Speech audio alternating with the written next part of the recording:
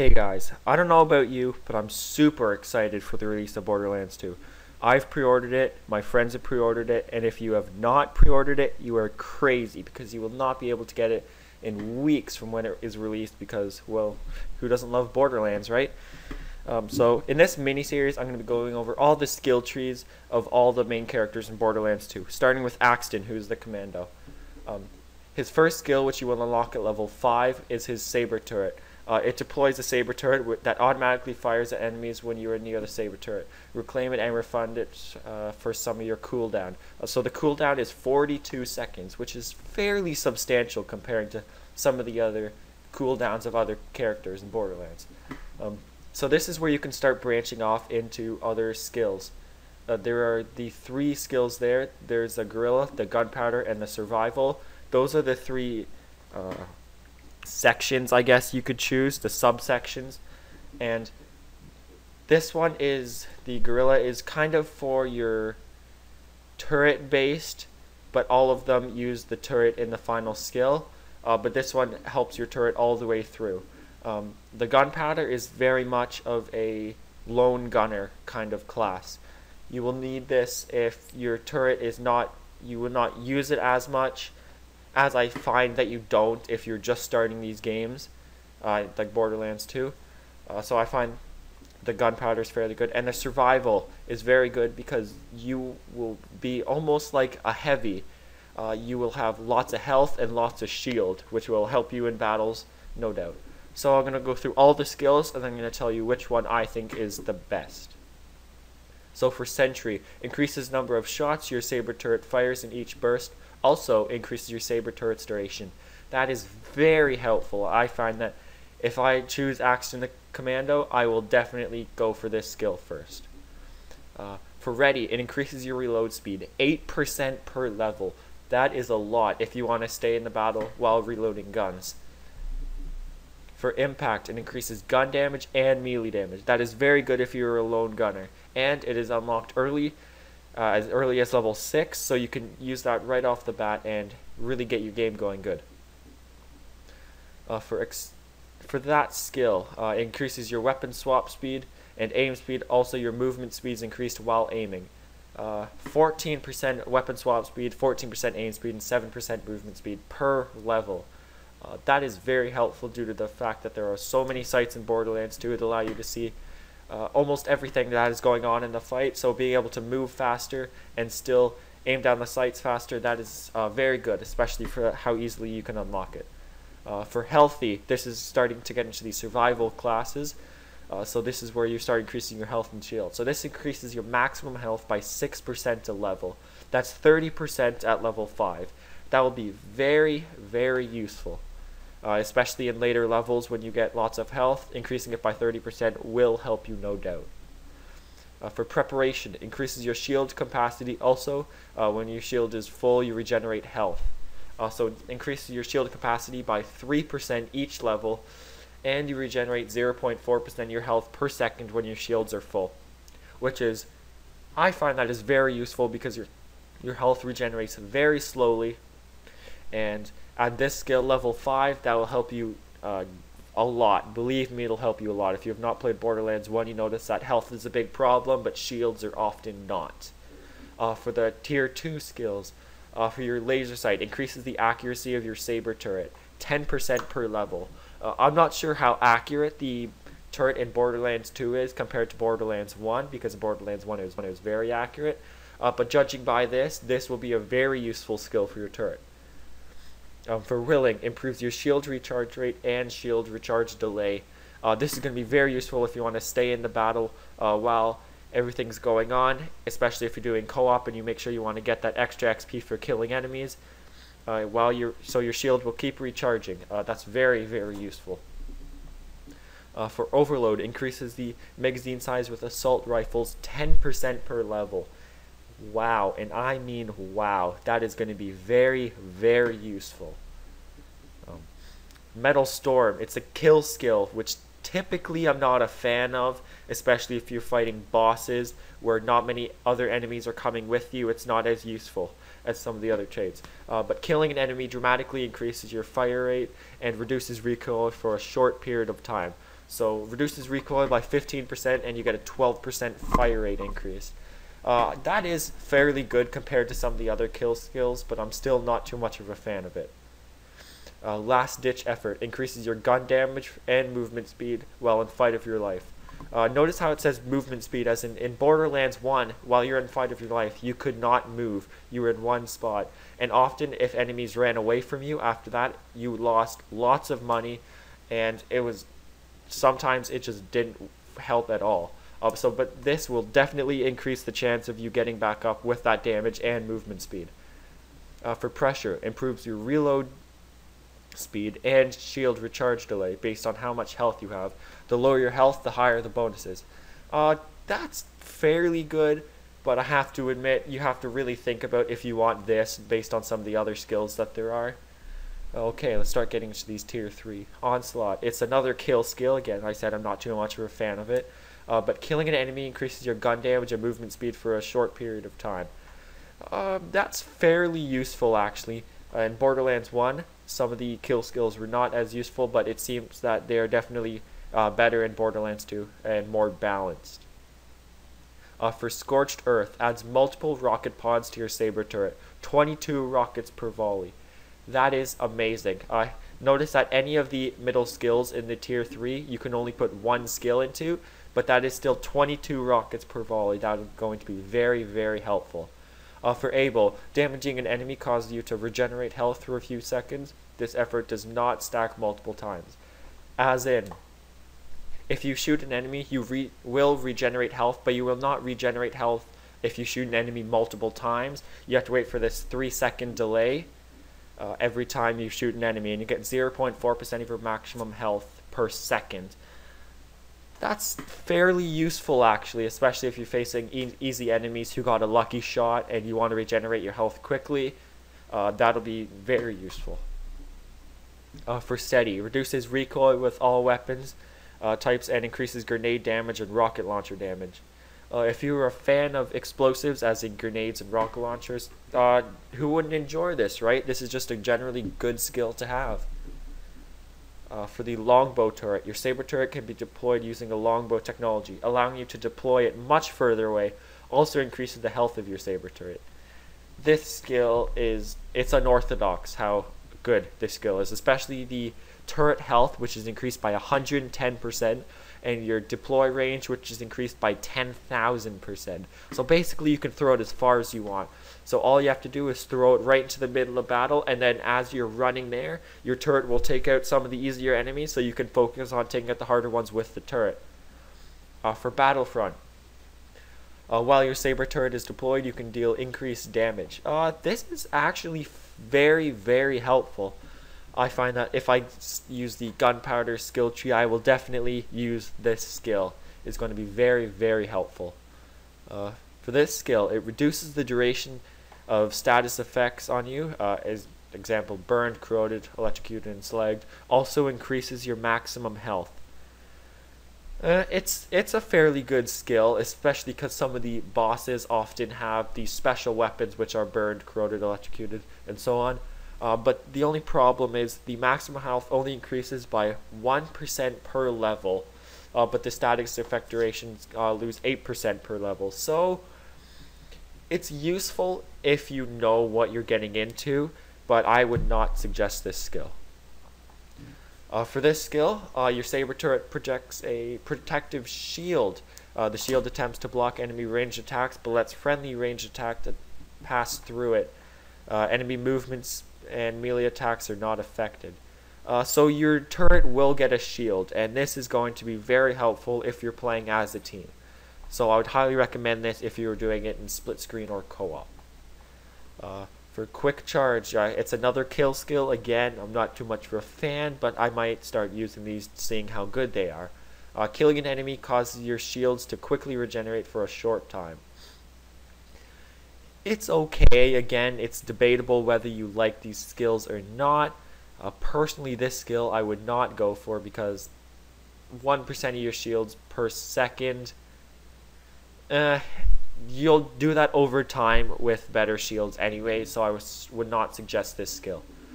And now we're getting into the tier 4, and this is when you really start to specialize in this skill. For Grenader, increases the maximum number of grenades you can carry, 1 per level. So if you have 1 as a base and you get this 5, you'll have 6 grenades, which is fairly useful.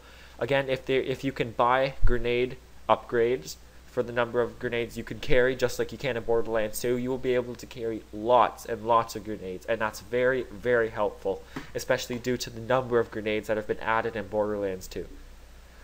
Duty Calls increases the damage and fire rate of non-elemental guns. This is fairly useful for the Commando because he does not specialize in elemental guns anyways, so I would suggest this skill because 5% damage and 3% fire rate can definitely add up. For Do or Die, allows you to throw grenades while in fight for your life, also increases your grenade damage and rocket launcher damage. That's going to be very useful, very, very useful. Throwing grenades while you're in fight of your life, that is going to be definitely a game changer, especially in single player. If you're fighting an enemy that has far range and you're in close range, this is the way to do it. You can just throw a grenade and get a kill instantly, no problem. For Resourceful, increases your cooldown rate on your saber turret action skill, 5% per level. That is a 25% difference over time, and that's a fair amount. So 25 minus 42, I don't want to do the math right now anyways, so you can figure that out, but that is a fairly substantial amount. And for Maglock, which is the last tier 4 skill there is, your saber turret can be deployed on walls and ceilings, so it's 100% more sticky. This is definitely going to be helpful. If you're in a spot, I noticed in Borderlands 1, if you threw your turret, sometimes it would glitch out on the floor and be placed under the floor and it could not attack. But for this, you'll be able to place it on the roof, on the walls, no problem. This is going to be definitely a great skill, especially if you're being a survivalist. For Crisis Management, you gain bonus gun damage and melee damage while your shields are depleted. That's actually a very good skill. I went through this skill tree before, and I definitely underestimate when I read it now. That's 7% gun damage and 6% melee damage per level, and that's while your shields are depleted, remember that. But I find while you're in a fight, your shields often get depleted as they are, so this will definitely help end the fight after your shields are depleted so you don't lose too much health. For Ranger, this skill, it's not as good as it looks definitely, and it just makes pretty much everything better. You get 1% gun damage, 1% accuracy, 1% critical hit damage, 1% fire rate, magazine size, reload speed, and health, all 1%. So an additional 5% if you max this skill out. But frankly, it's not as effective as it looks. 5% of all of those, it's just not a skill that I would generally go for. And yeah, so the last tier 5 skill there is Grit. You gain a chance to ignore damage that would otherwise kill you. In addition to not taking damage from the other attack, you will generate half your maximum health. That sounds very, very nice. I mean, if you're facing someone that just does outstanding damage, you're not going to die as often because it's not going to kill you, right? But there's only a 4% chance of ignoring death, which, that's not very much. At level 5, that's only 20%. So it's 50-50 whether I use this skill or not. But if you would like to go in the survival skill, I would definitely suggest this. And the final skill for their Gorilla skill is the Double Up. Adds a second gun to your saber turret. The chances of both guns to fire slag bullets. Slagged enemies take bonus damage from all non-slagged attacks. 100% more turret guns. So you're going to get 2 guns on your turret. This is fairly useful, and I definitely agree that it is going to be better than the survival one, which I'll get to. And you'll see once I get there. For gunpowder, deploying your saber turret sets off a small nuclear blast. Now, who wouldn't love that, right? Every time you throw at your turret, you're just going to kill everything around it, right? That's just awesome. Okay. And for Gemini, again, I was comparing this to the other skill, allows you to place another saber turret. In Borderlands 2, you cannot max out on 2 skills, so you cannot use both of these. So personally, I would use the Gorilla skill double up, because you will get twice the guns on 1 turret, so that will kill enemies faster than having two turrets with 1 gun. It's a personal preference, but if you like, again, if you like the survivalist, I would definitely, completely and utterly agree that this is the skill that you want. So I will start going through which skills I would suggest, definitely. So out of these, out of the tier 1, personally I like the Gorilla skills, because that's kind of the skills I have used in Borderlands 1, and I've read over them, and they're definitely the skills I want. So for my first one, I am going to max out all 5 skills on Sentry. So I get an additional 10 seconds of turret duration and 5 shots fired per burst, which that is going to be very, very useful. So by that time, you will be level 10, as you can see the level down where my mouse is there, and the remaining points before you hit level 50. And now I would either have to choose laser sight or willing. Now, personally, it's definitely a tough choice, but I'm gonna have to go with willing, because it's a good, very good skill, and it's certainly better than laser sight. So I'm gonna have to max out on that. Why not, right? So we'll get 75% shield recharge rate and negative 60% shield recharge delay, which is going to be very, very useful. It's going to allow me to stay in the fight, and that's going to be very helpful. So this one's a no-brainer right here. Scorched Earth. You can only put 1 into Scorched Earth, and you get rockets. Who doesn't love rockets, right? So I'm going to put my skill in there. As you can see, you can only put 1, so now I have to choose 4 more, because you only have to have 5 in total to get the next skill. So again, I'm not a fan of the kill skills, but I'm gonna have to go with it for this. For Able, damaging an enemy causes you to regenerate health for a few seconds. This effect does not stack multiple times. Due to the fact that it does not stack multiple times, I'm just not sure if I'm going to like it or not. Again, if it's stacked, it would be far too overpowered, so it's good that they didn't do that. But for right now, I'm going to have to go for Onslaught, and I'm going to put 4 into there. So I'm going to get 24% gun damage and 48% movement speed after I kill an enemy for a short amount of time. Now, I love using grenades in Borderlands. Who doesn't, right? Especially with all the new grenades that are added. I'm definitely just going to max out on this skill right here. Not even a question to it. You gain bonus gun damage and melee damage while your shields are depleted. I find this, again, I've talked about this before, but this is going to be very useful, and I would highly suggest it. So I'd suggest putting 5 into there, and then you're at your final skill. Your double up adds a second gun to your saber turret. Who doesn't love that, right? So let's add our 1 skill into there. And notice, after maxing out, or going all the way down to the last tier skill, I still have 19 points, and right now I would only be level 31. So I still have a very substantial amount of points. Now these I'm going to leave up to you guys, because these are all opinion. You will only be able to get down to about the tier 3 in any of the other skill trees, so I would not suggest looking at the tier 4 skills. But if I would suggest anything, I would certainly suggest going for the gunpowder skills, because of the longbow turret, which I believe you can get with 19 skills. Yes, you will be able to get it actually, which will increase your turret health. And as you have a very good turret, you don't want it to die, the health is going to be very useful. And especially because you've been very focused on the turrets, it'll be very useful. So I'm going to just put 5 there. Again, it's the kill skill. I don't know. I really don't know. But overload, I do like my assault rifles, so 5 into there. Okay. So now I have 9 points left. I'm going to go into longbow turret.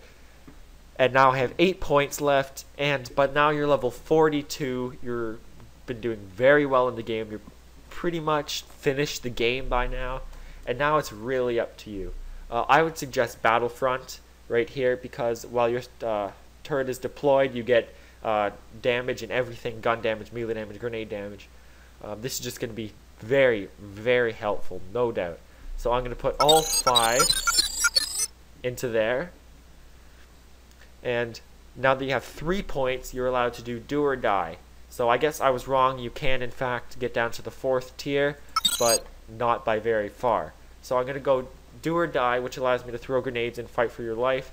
This is very helpful for single player, no doubt, for enemies that run around corners. And now you're going to have 2 points left.